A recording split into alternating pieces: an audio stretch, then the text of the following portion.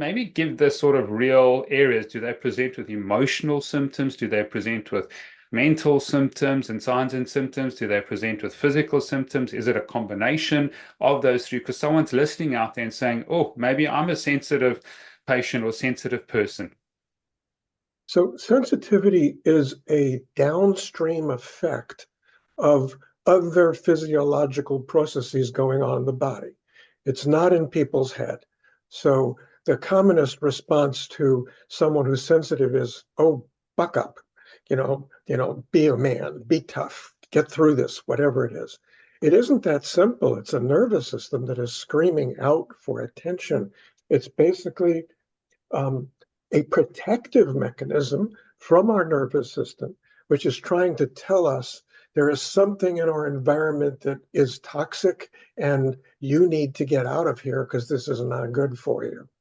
So, but I wrote the book because over the last 20 years, we've learned a huge amount about the physiology of this sensitivity.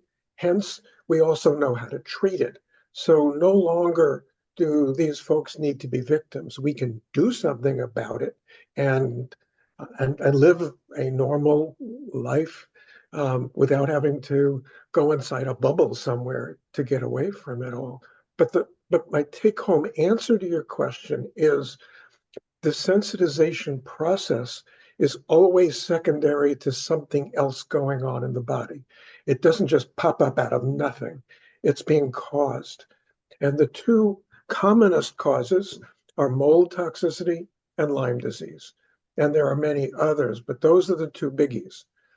And I suspect, for example, I know that in Europe and South Africa, the medical world has not woken up to the epidemic that is Lyme disease. It's way more common than has been acknowledged or recognized. And a bigger epidemic is mold toxicity. So these are really big pieces of the puzzle.